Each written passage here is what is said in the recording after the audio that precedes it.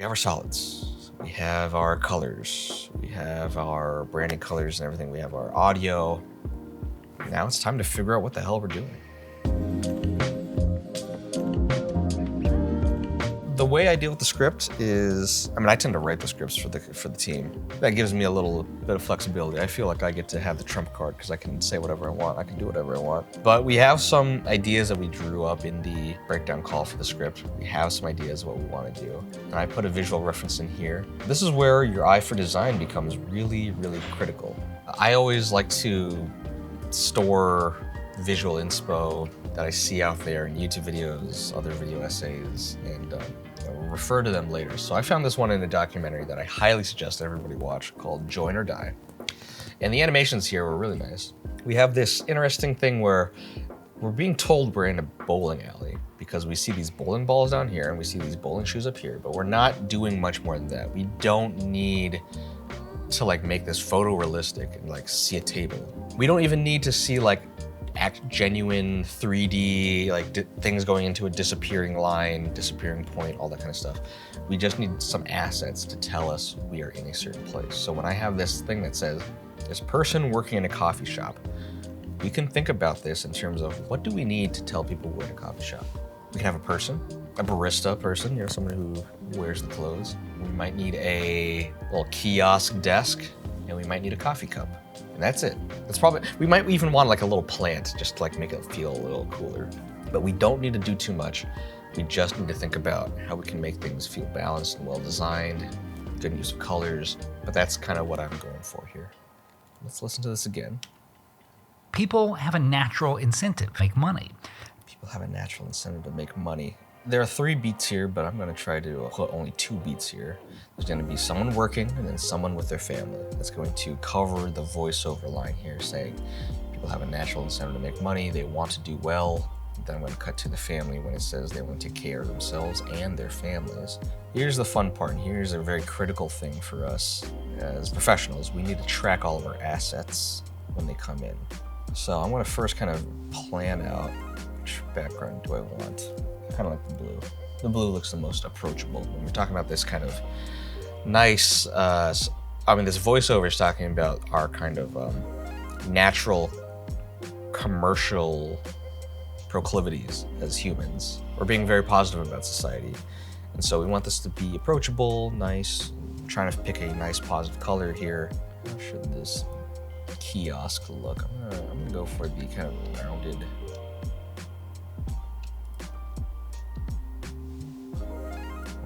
tabletop kind of look here.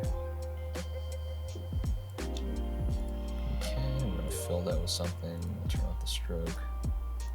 And now we have this rounded kiosk desk thing, I think. I can imagine a little plant here, well, a little coffee cup here, maybe a little plant here. How does a vase look? It's kind of vase-like. And this being behind it anyway, we can just turn down the brightness. Put up the saturation a little bit, make it look a little terracotta-y. Bring that down a little bit. A little vase there. That looks cute. And then I'm gonna make another thing for the leaves. Haha. Turn off the fill, turn on the stroke, turn up the brightness a little bit. Turn on the saturation a little bit. We're working with pastel colors here, so I don't want to go too far here. That looks nice, right? Nice little leaf. I think the green is a little weird and funky though. And I'm going to grab the color of the blue background. And I'm going to change the hue so that way it turns green. And then let's see what happens. Does that clash? That doesn't clash too bad. Okay, here's something that I like to do. I like to grab that anchor point, bring it down here, go to rotation, give it a nice little place to bounce between. Ease it in and out. And then we give it an expression. Loop out, ping pong. That's going to ping pong it over and over again between those 2 keyframes. And that's going to kind of make that leaf come to life a little bit here. Just gonna space out the person here. The person's gonna be here-ish. let's go find a cup. We want to kind of go mixed media look on this thing. So here is where we get some really interesting stuff here in our documents folder, especially for this client, but across the board as a professional thing that we want to do. We want to track where our assets are coming from, because if we don't have the copyright or the license to do something, we are putting ourselves at legal risk. Now, there is fair use defenses for probably what we're doing for the most part, but still, we want to have the courtesy at the very least of being able to find out where the assets came from, crediting the original creator of the asset, the original photographers or whatnot, just making sure we're in the right zone for what we're doing. So we have this archival tracker document. It's where we log every asset. And what's great about this file is that when we're all collaborating and we're all working at the same time, we can see what other people are doing. And so if someone's already claiming 3007, then I'll claim 3008. And that way we don't have any conflicts over the name, the numbering that we're claiming. So that way we don't, get those problems. We're gonna look for a coffee cup. Let's see here. We want like a profile view of one of these kind of coffee cups, I think. Can we find it? Pexels is good, it's free, it's light, it's nice to use. But oftentimes we get too much artsy stuff. Ah, here we go. This is a nice profile view. I can easily just like wipe out the text on there. First thing I like to do, copy the link, paste the link in here, give a little description, profile view of coffee cup. We're gonna wanna date this as well, because sometimes assets disappear from a library if their license expires. And as long as we've downloaded before that license expires, we should be in the clear. It's just, down the road when, say, our client's legal team wants to clarify what we've used, they're gonna go through the link, and if that link doesn't work anymore, we just wanna make sure, hey, we did download it on October 31. Now I'm gonna download it. We're gonna download into the 4000 folder. And I'm going to assume it's going to be the next 4000, what is it, 4020, 19? Oh, wait a second. I just saw two 18s. Oh, okay, so if you saw this, so there's like duplicates of a certain number, but the reason is because someone's adjusted the original asset, probably to make it a transparent PNG. So it is the same asset. We don't want to give it a new number. We're just going to add like a little dash at the end there to kind of say, oh, this is the same thing, but we just edited it slightly. 4019, I copied the name, pasted it here. Boom, we've logged the asset. We have the asset. We're looking strong. Let's bring that asset right into our assets folder. I should make a 4000 folder in our assets folder. 4000 third-party images. 4000 goes under there. And now we have our 4000 asset. Let's bring it in here. I'll do a quick, this asset is tiny, so, or it's gonna be tiny in our screen, so I don't really feel like I have to go too crazy with how perfect my cropping is. It's also worthwhile getting used to the pen tool. Pen tool has some quirks to it that you just want to learn by doing. Move that down up a little bit, and now we have a cropped out.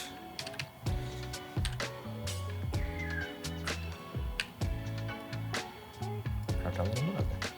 And then I always like to add a tritone effect to these kind of things. A tritone is just it's going to color the asset a certain way, and I'm just gonna like pick the purple or something like that. So now it's a purple mug. So we have our assets. I should also be labeling my assets, because the more you label these assets, the better it's gonna be for everybody. Okay, got the planter, the leaf, all these kind of things. I'm also gonna parent the leaf to the planter. Now we need like a person here, a barista person. And I'll show you what I'm looking for exactly, but just someone kind of looking towards camera, maybe working. I mean, this is solid, I think. I might go for this one. This is pixels too, so we don't have to worry too much about like downloading too many assets, because it's all free. And, 4020, Control C,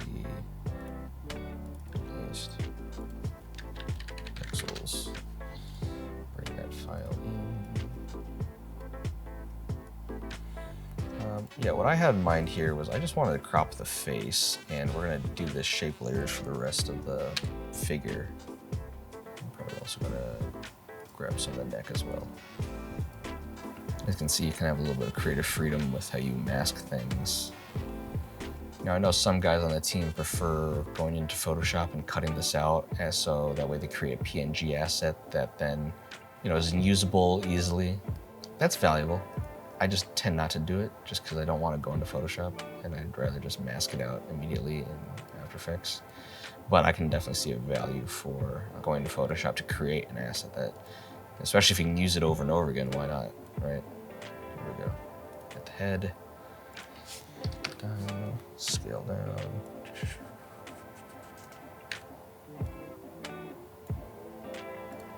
And then we'll make a shape layer body.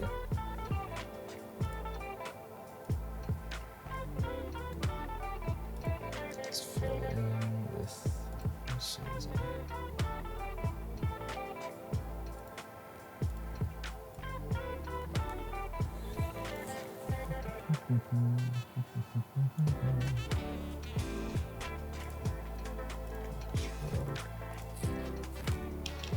Put this person behind the register desk. Okay, we get to change the pants as well. The pants will be dark purple one. And we can adjust this later on. These are all shape layers anyway. So, all right, we can also look at the original asset and kind of see her actual body shape and kind of mimic it. There's nothing pretty broad shoulders in a sense.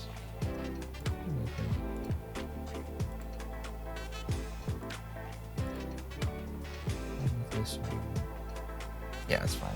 One. And then we'll add a line here. And this will just be a stroke. We'll pick maybe we'll pick the gray that we had earlier. There we go, shape 4, the shape. There we go. Shape 4, just down here. Oh, we might as well just finish off the shape of that because it's going to hide underneath the apron anyway.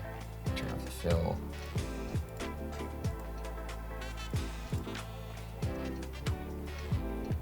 I mean, it's coming to life. It is coming to life. Oh, we should add shoes to this lady too.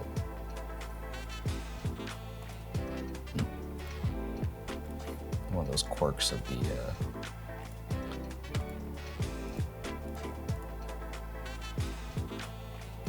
pen tool, I suppose. The stroke. Shoes, should they be any different color? No.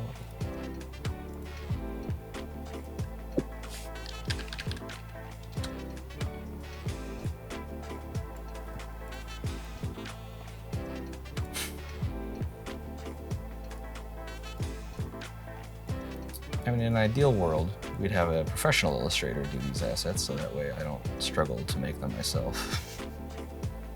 I will also, for one of these straps that we have here,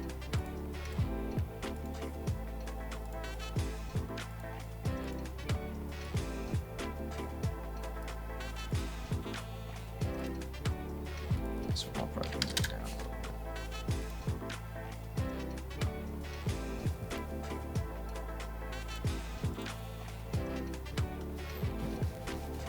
bit. Okay, we're getting somewhere. We're getting somewhere. We have a person's head. I'm going to tie that to the person, and then we're gonna do a little bit of a wiggle. Every second, it'll wiggle probably like 5 pixels or so. They want to take care of themselves and their family. We can probably apply the same expression to the cup. Although probably a little bit less movement. We don't need 5 whole pixels, we probably just do 2 pixels. I'm going to animate on that this person kind of slides in from behind the cabinet or behind that pen. 85, 85. incentive to make money. I'm doing all this without the posterization adjustment layer, so I'm gonna make a posterization adjustment layer. I'm breezing through a lot of this because I'm just mainly trying to show the workflow rather than doing a tutorial on what I'm doing. If you were curious as to what I'm doing, I'm sure you'd be able to deconstruct what I am doing. Leaf thing could come in. Planter could come in.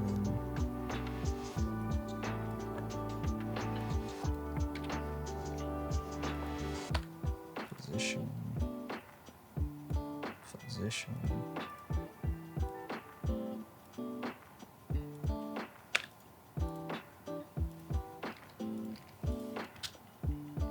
People have a natural incentive to make money. I think sliding in from this thing is kind of interesting. People have a This leaf thing. We'll do a scale up. Something I've been doing more recently has been I won't go from 0 to 100. I'll have the asset cut in when it's like kind of halfway through its animation already. It's just a nice way to kind of make things pop a little bit in a way that you might not expect. Position. Position.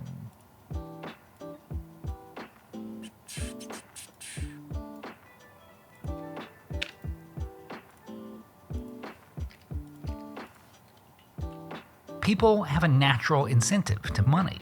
They want People have a natural incentive to make money. They want. I think the register desk might need to expand a bit more.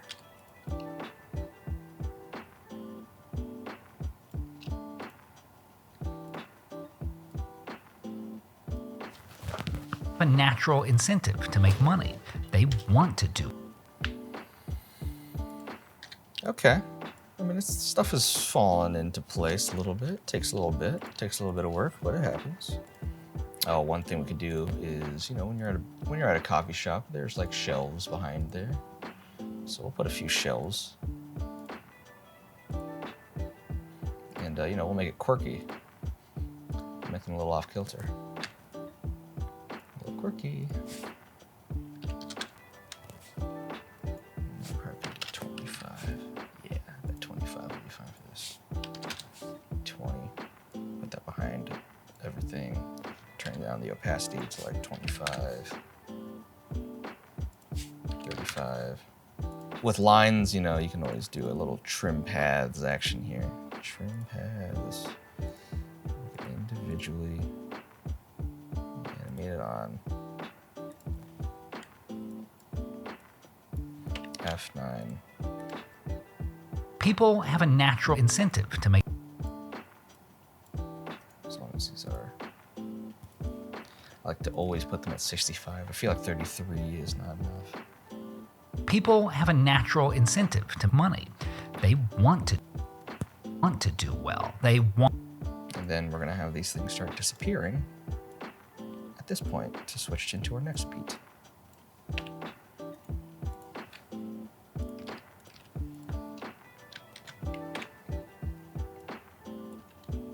Well, they want to take care of themselves. I might have a register come up as well then. Poster position.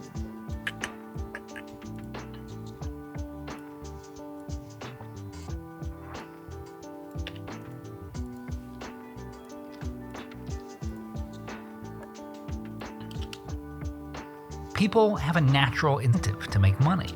They. No, the concept of this making money hasn't been clear yet. I feel like I need a register, like a cash register or something. She also has no arms, so maybe I should do that real quick too. Give her arms.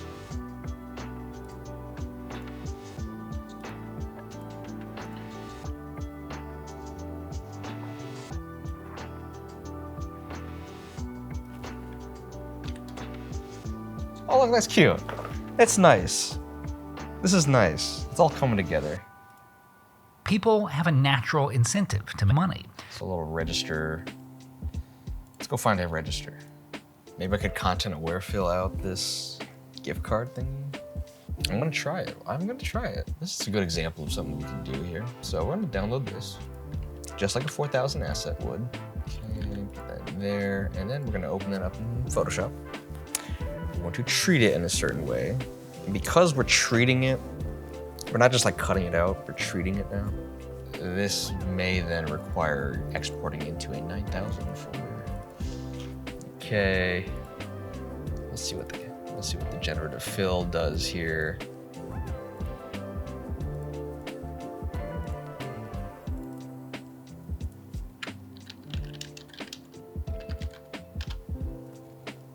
Okay, it did something.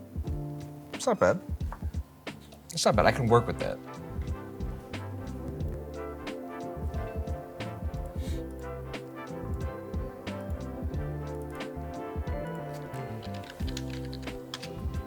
All right, so I've removed that stuff from the image, and now I'm going to crop it out.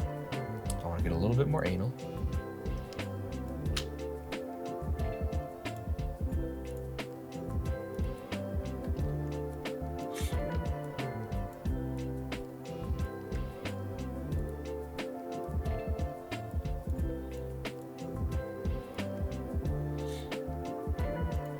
Selection.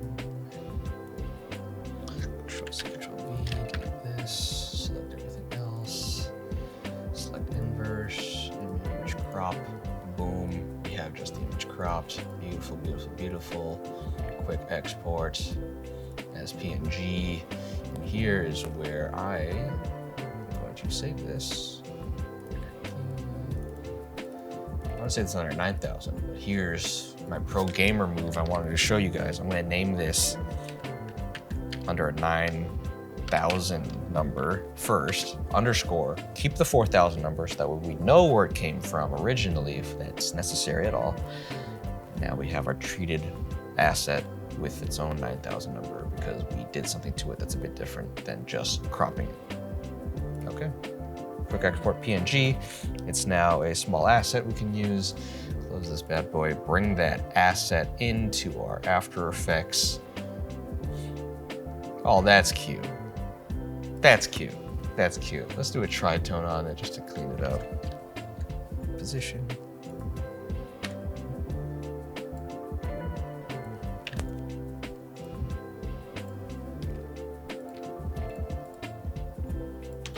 People have a natural incentive to make money. They want. That's cute. Okay, so, I haven't been saving my file. That is a critical issue that I should probably have been doing. So I'm gonna save my file now. The thing about saving files is that some people like to make a new After Effects file for every composition they make. That works for some people. I don't do that ever because I use, if I'm working on a project and I have multiple animations and I'm going to be using some of the assets across most of them, I'd rather just have all the assets ingested already. So I don't really suggest that people do that. I just like to save all of my progress by saying, all right, this is the chitin key 313 wealth AE comps. This is mine, so CT. And the date is 23/10/31. And we save the date that way. Year first, month second, date, end. Numerically, when we go into the next year, it'll still be in order numerically, instead of doing date first, month second, or anything like that. It'll just screw up the numerical order every month or every year. But by doing it year first, month second, date last, it'll always stay in numerical order. So I'll just save that for today. Tomorrow I will save it as the next day. And that's where, when I go back to this project, let's say this was a project that I have to revisit in 2 months later for some reason. Let's say it got postponed or just suspended for a moment. And I come back to it later and I don't quite remember all the small little details of what happened. And I see the numbering system and I see the date. I'll just go to the last date. I don't have to kind of figure it out again. I'll just go to the last date that I had. That was the last time I had progress on it. I can see all the comps that I had worked on all the way up till then. I don't have to fish through different comps or different After Effects project files that might have different comps in them. I'll just know, this was the last time I worked on it. This is probably gonna have everything I need.